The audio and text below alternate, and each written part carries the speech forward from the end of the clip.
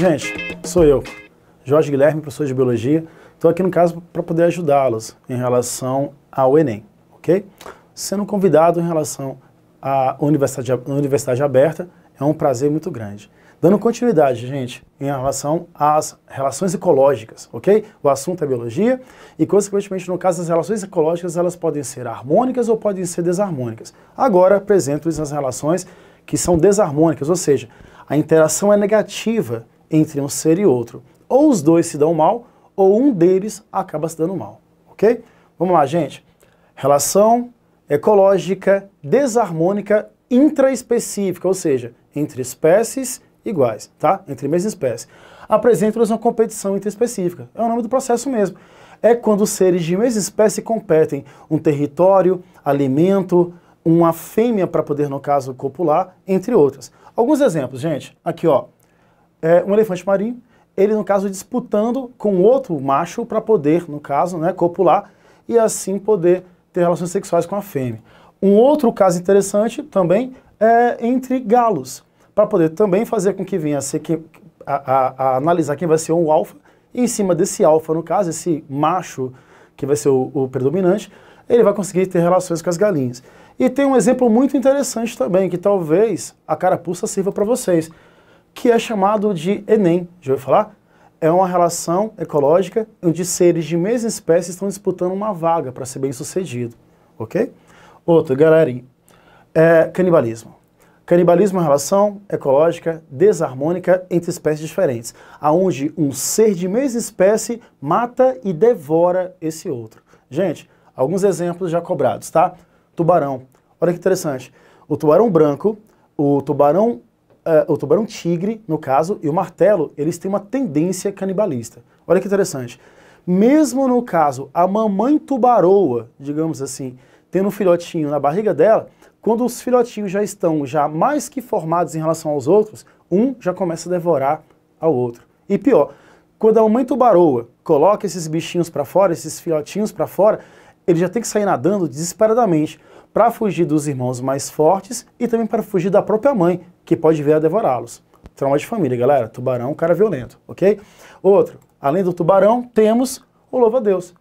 É muito comum, né? Acho que você já ouviu falar que o louva-a-Deus, ele vai ter relações sexuais com a fêmea e ao invés da fêmea ficar pulando de mato em mato procurando alimento, ele se sacrifica pedindo para que a fêmea coma a cabeça dele, que é muito rica em açúcar e proteína, e assim, se ela devorar a cabeça dele, no caso, ela vai ficar alimentada, pode ficar escondida e desenvolvendo os seus descendentes, os seus filhotinhos.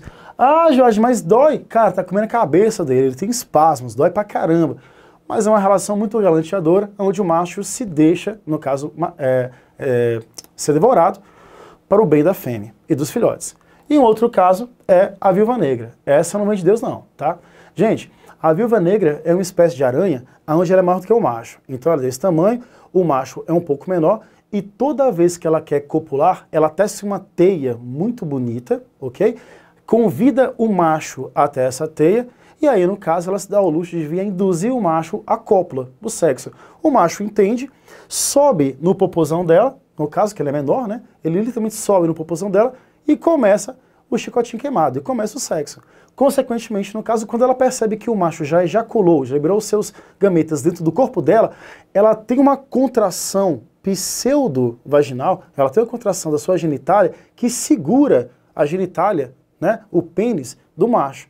Gente, isso não é nada. O problema é que ela vai puxar a ponto de arrancar o pênis do cara. É claro que ele vai sentir dor, é claro que ele pode morrer, mas não satisfeito para mostrar que realmente ela é virada no cão, ela vai lá e come pedaços do cefalotórax do macho. Lembrando, a aranha não tem cabeça, hein?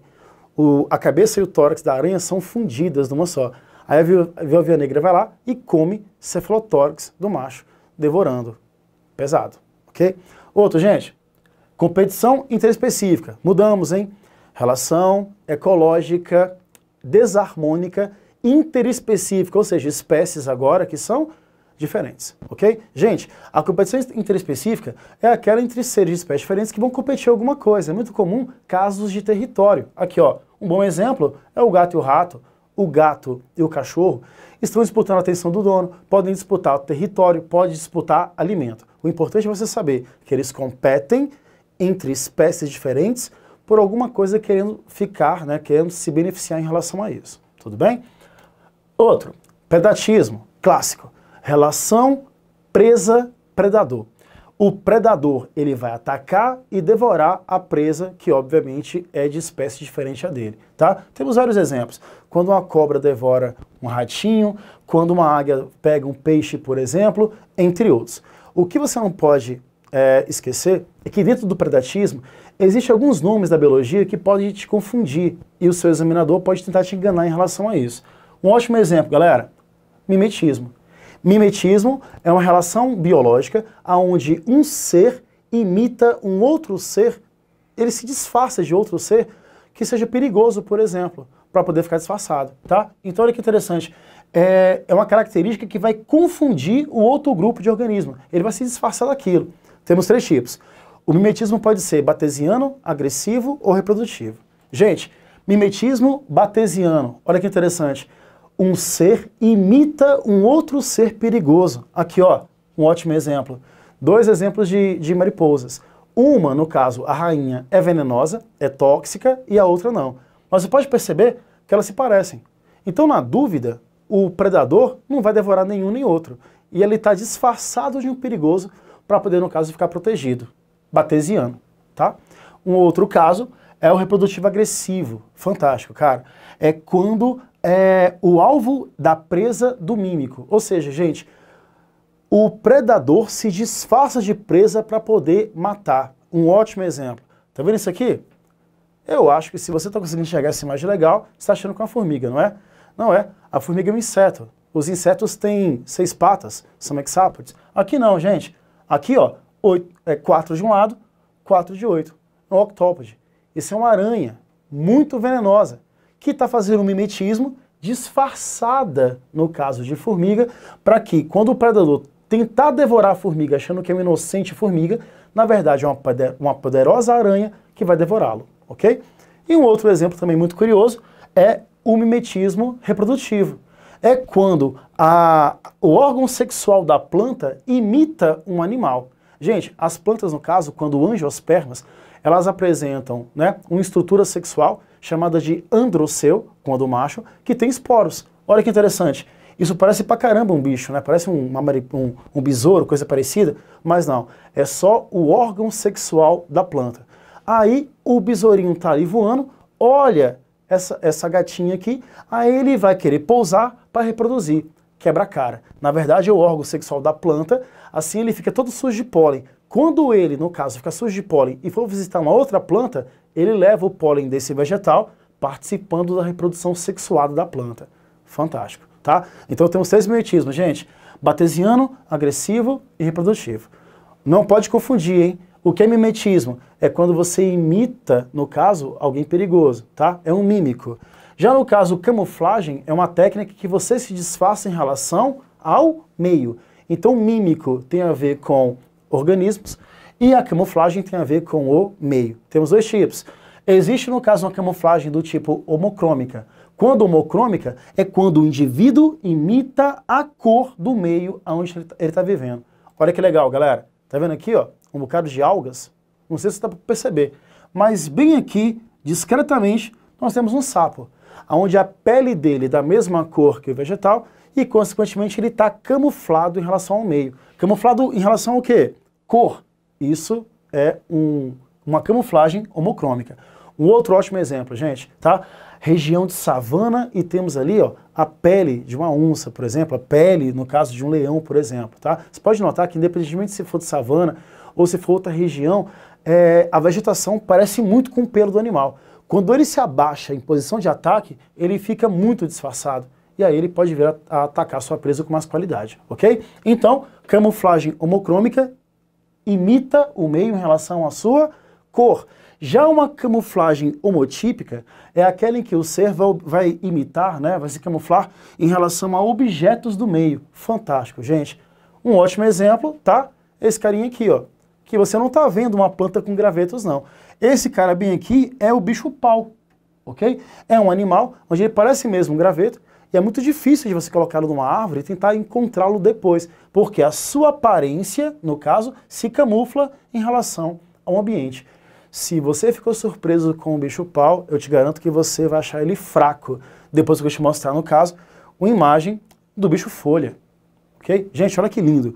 Observe que ele está camuflado em relação ao meio. Para você que não está entendendo a imagem, ó, aqui é a cabeça dele, aqui é o corpo dele, aqui é a cauda dele, patas da frente e patas traseiras, tá? Então ele está totalmente camuflado em relação ao seu meio. Então, camuflagem, meio e mimetismo em relação a outro organismo.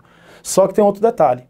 Você pode observar que às vezes tem animais vegetais, até mesmo fungos, que eles são bem vistosos em relação ao meio, né? Existem fungos, no caso, que ele tem uma carapaça, ele tem um corpo de frutificação vermelho com bolinhas brancas no mato, que é verde. Quer dizer que ele é mais vistoso, ele é mais chamativo. Gente, se ele é mais chamativo, tanto faz se for vegetal, se for um fungo ou se for um animal. Tende a ser perigoso, tende a ser venenoso. O ato de ser chamativo no meio é carinhosamente chamado de aposematismo, tá? É uma coloração de alerta, ok? Ótimos exemplos, tá? A salamandra, no caso, tá? Que ela é pretinha com bolinhas amarelas. Ela se destaca em relação ao meio dela, que é verde. Olha só, essa perereca, por exemplo, né? Gente, ela tem uma cor em degradê, ela é bem chamativa e extremamente venenosa, tá? Extremamente. Os anfíbios apresentam, no caso, glândulas, e essas glândulas parótidas, elas produzem veneno. E, consequentemente, quanto mais chamativa é, no caso, o anfíbio ou qualquer outro animal, fungo ou vegetal, o processo é de aposematismo para você perceber no meio e não se aproximar. Ou, no mínimo, não manusear, ok? Voltando, relação ecológica desarmônica, espécie diferente, parasitismo. O parasita é um ser que se aloja no seu hospedeiro, prejudicando. O detalhe é aonde que ele está se alojando. Ele pode se alojar interno ao corpo ou externo ao corpo. Quando o parasita se aloja externo ao corpo, ele é chamado de ectoparasita, ok? Um ótimo exemplo é o carrapato, um ótimo exemplo é o piolho, tá? Então são parasitas que estão grudados externo ao corpo do indivíduo, fazendo com que venha a prejudicá-lo, roubando, na maioria das vezes, sangue, ok? Porque são seres hematófagos, se alimentam de sangue. Já no caso, quando ele estiver interno ao organismo, é chamado de endoparasita. Um ótimo exemplo são os vermes, né? Essa imagem aqui, ó, é da Taenia solium, né, que causa, no caso, a teníase, é mais conhecido por populares como solitária. Então aqui é uma imagem do verme que fica alojado no seu intestino. E engraçado, a solitária ela pode crescer, tá, o tamanho do seu intestino delgado. Então vai de 4,5 metros até 6 metros de extensão. Tudo isso dentro do seu corpo. Então ela vai ser endoparasita, ok? Outro, herbivorismo. Esse é clássico, né, gente? Relação aonde um consumidor primário, um herbívoro, vai comer da planta e se alimenta dela. Então, herbivorismo é uma relação desarmônica, aonde o consumidor primário, tá, vai devorar um produtor. Clássico, aqui ó, a vaquinha, por exemplo, tá, se alimenta do pasto, o pasto é produtor, é a planta, é o capim, é a base da cadeia alimentar e o processo é chamado de herbivorismo, ok? Bem, galera, então olha só, apresento-lhes então agora amensalismo. Fica esperto, hein? Eu aposto muito alto. Assim como no outro vídeo eu disse que mutualismo é uma aposta alta porque sempre cai nas relações ecológicas harmônicas, amensalismo ou antibiose é a minha aposta, no caso, para poder cair também, tá? É muito clichê, muito repetitivo mesmo cair esse raciocínio aqui. Bem, o que é amensalismo? É uma relação onde um ser inibe o crescimento do outro ser, podendo até mesmo matá-lo, ok? Fique esperto nos exemplos, vamos lá. Gente, olha só, temos um fungo chamado Penicillium notatum. O fungo Penicillium notatum, tá? Ele produz uma substância que foi descoberta por esse senhor, Alexander Fleming. Fleming, no caso, descobriu que o Penicillium notatum, né, esse fungo, ele produz uma substância que inibe o crescimento da bactéria. E olha que legal, assim foi feito o nosso primeiro antibiótico, tá? Que é um cara que vai inibir o crescimento e a reprodução das bactérias. Ou seja, foi a primeira vez que foi feito o antibiótico e o nosso primeiro antibiótico foi feita a penicilina. Tudo bem? Relação de amensalismo. O fungo inibe o crescimento da bactéria. Beleza? Outro ótimo exemplo, gente, pirrófitas. As pirrófitas são espécies de protistas, algas protistas, e essas algas, no caso, tá, elas dão o luxo de serem separadas em euglenófitas, crisófitas e pirrófitas. As algas pirrófitas ou dinoflageladas, olha aqui, ó, ela tem uma curiosidade especial. Todas as vezes, tá, que ela reproduz assexuadamente, agamicamente, em especial quando há casos de superpopulação, quando o ser humano, infelizmente devido a problemas de saneamento básico, libera esgoto não tratado na água. Esse esgoto não tratado na água serve de adubo para uma alga dinoflagelada, assim ela vai se reproduzir rapidamente. E o problema é, ao se reproduzir assexuadamente, ela vai liberar na água uma substância vermelha. Essa substância vermelha, ela é altamente tóxica e é carinhosamente chamada de maré vermelha. Gente, essa substância, ela mata tudo em volta, mata outras algas, mata peixes, crustáceos, entre outros quaisquer. Depois que mata tudo em volta, no caso, a água, né, vai diluir aquele veneno, aí a vida volta naquele local. Mas a priori, uma pirrófita, ela faz, no caso, o processo de amensalismo, ou seja, ela inibe o crescimento e até mesmo mata quem está em volta. Tanto faz se animal ou se vegetal, tá? Um outro ótimo exemplo são os pinheiros. Galera, os pinheiros quando crescem, as suas folhas secretam substâncias que ao caírem no chão, inibe ou tendem a inibir o crescimento de outras plantas que não é da espécie pinheiro. Às vezes, onde você mora, não é raro você ter essa imagem aqui, ó. Já notou que naqueles parques, por exemplo, onde você vê uma floresta com vários pinheiros, só tem pinheiros. Dificilmente tem outro vegetal aqui, ó, forçando a amizade. Porque os pinheiros, ao crescerem, tendem a matar, no caso, a concorrência. Tende a matar os outros vegetais. Relação de amensalismo, ok? Outro, esclavagismo. Relação ecológica, desarmônica, espécie diferente, interespecífica. Gente, esclavagismo, também chamado de sinfilia, é quando um animal se aproveita do trabalho do outro animal. Olha que coisa.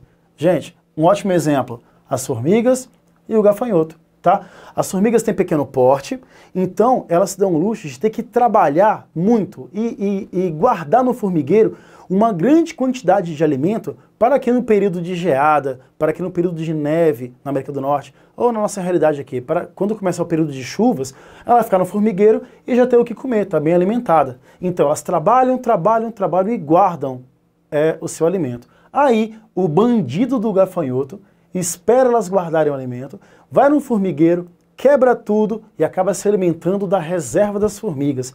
Ou seja, o gafanhoto se aproveita, né, do trabalho que as formigas tiveram para poder estocar alimento, ok?